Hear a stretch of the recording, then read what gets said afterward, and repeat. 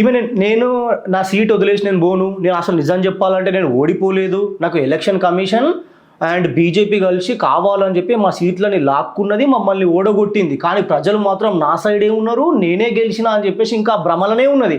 దాన్ని భ్రమలు ఉన్నదన్నామా లేకపోతే పిసైపోయిందని చెప్దామా, పదవి లేకపోవడం వల్ల ఆమెకి పిచ్చెక్కిందని చెప్దామా అనేదిగా ఆమెనే డిసైడ్ కావాలి. మనం ఏం చేయాలనో అది చేసేసినాం, ఓటింగ్ల నుంచి ఆమెను పక్కన జరిపేసినాం, మనకు కావాల్సిన గవర్నమెంట్ అయితే తీసుకొచ్చుకుందాం. ఇప్పుడు ఇక్కడ జరుగుతుంది ఏంటంటే ఇన్ కేస్ ఈమె ఆ పదవి నుంచి వెళ్ళి తప్పుకోకుండా రెస్పెక్ట్ఫుల్గా రిజైన్ చేసేసి ఆమె పక్కకి తప్పుకుంటే ఈమెకు ఒక ఇజ్జత్ అన్న కానీ కనీసం స్టెబుల్గా ఉంటుంది.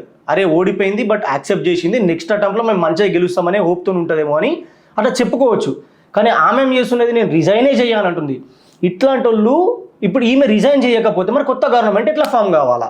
పోనీ ఈమె ఏమన్నా పీకుడు లేకపోయి ట్రిపుల్ డిజిట్లో ఏమన్నా నంబర్స్లో సీట్స్ వచ్చినాయంటే ఏం లేదు, డొల్లా 2 డిజిట్లనే వచ్చినాయి. ఇప్పుడు ఎవరినన్నా కలుపుకొని పోదామన్నా కానీ మొత్తం కలవనికి ఎవరు రెడీ లేడు. డైరెక్ట్గా బీజేపీ క్లీన్ స్వీప్ చేసి గవర్నమెంట్ని ఫామ్ చేసే అంత సీట్స్ బీజేపీ ఆల్రెడీ తెచ్చుకున్నది.